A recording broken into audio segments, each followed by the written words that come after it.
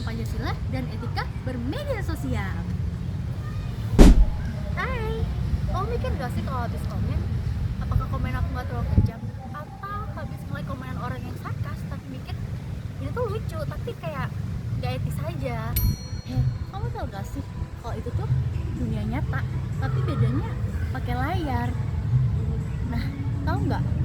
Kamu sebenarnya punya senjata supaya jempol kamu nggak belok arah. Namanya itu Pancasila. Pancasila bukan buat hafalan doang loh, tapi juga buat nyelamatin feed kamu.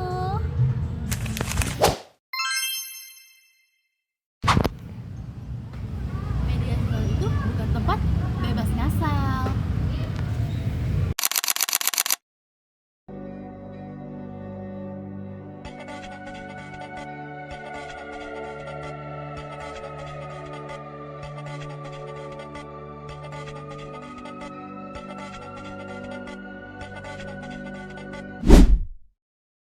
Aku tahu medsos itu tempat kamu bisa jadi siapa aja, tapi bukan berarti kamu bebas jadi apa aja, apalagi yang negatif.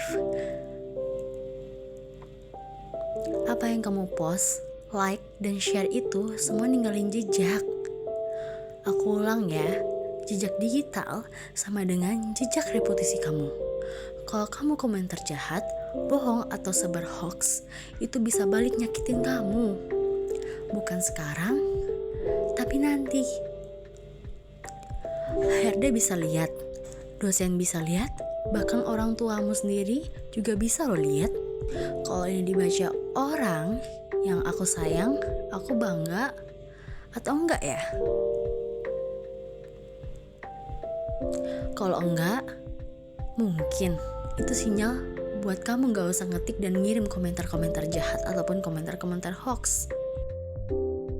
5 sila sama dengan 5 prinsip untuk jadi netizen yang asik.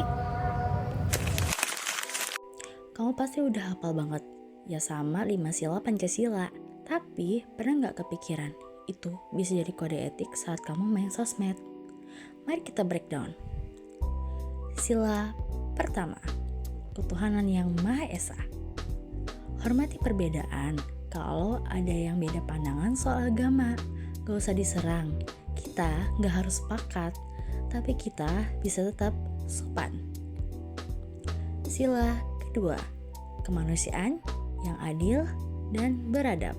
Bayangin, yang kamu komentari itu adalah teman kamu sendiri, masih berani ngomong jelek, alay, atau gak pantas. Gunakan empati, bukan emosi. Sila ketiga, persatuan Indonesia. Jangan jadikan media sosial tempat perang antar suku, agama, atau kelompok. Kamu bisa banget beda pendapat, tetapi tetap satu bangsa. Sila keempat, kerakyatan yang adil dan beradab. Di medsos, semua bisa ngomong, tapi bukan berarti semua harus debat kusir. Pahami dulu, baru respon. Jangan asal duet sama postingan orang kalau kamu belum paham konteksnya. Sila kelima, keadilan sosial. Jangan asal repost info. Cek dulu valid apa enggak. Kalau kamu sebar hoax, bisa banget merugikan orang. Bahkan bisa pidana loh. Intinya, gunakan jempolmu untuk menyatukan, bukan memecah. Untuk menyemangati, bukan menjatuhkan. Kamu bisa viral tanpa drama. Siapa bilang konten positif gak bisa viral? Coba deh kamu lihat akun-akun yang suka sharing hal-hal ringan tapi bermanfaat. Ada yang ngasih tips belajar, motivasi kuliah, cerita healing, bahkan cuma daily life yang jujur dan tulus. Mereka tuh naik bukan karena drama, bukan karena nyinyirin orang, tapi karena mereka ngasih value, sesuatu yang bikin orang lain mikir, ini relate banget sama aku.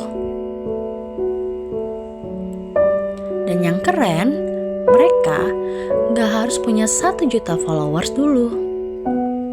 Bahkan, akun kecil sekalipun bisa ngasih dampak besar.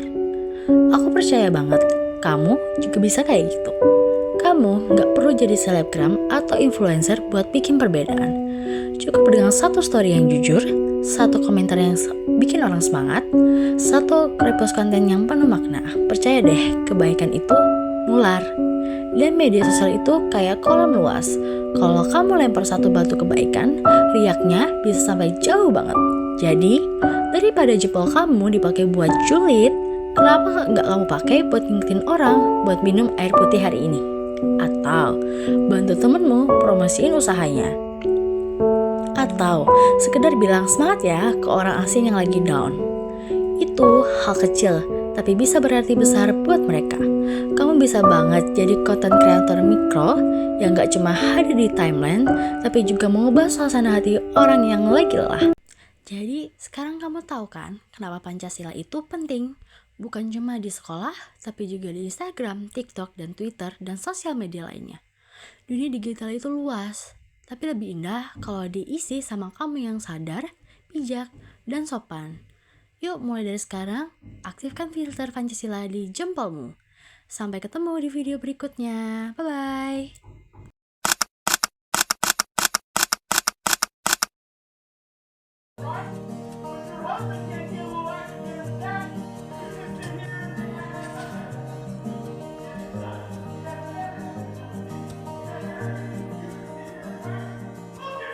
Christmas Eve with your mother and sis.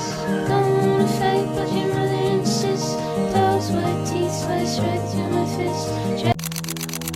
Instagram ini dinobatkan sebagai media sosial yang paling sering 48 anak digunakan untuk menjadi melakukan pelaku perundungan bullying. atau bullying secara online.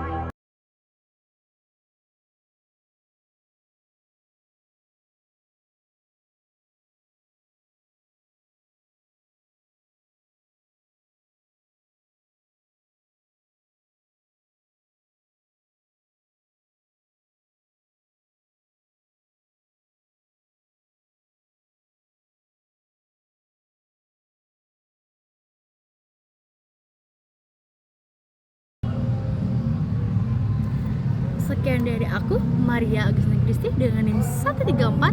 See you, bye-bye.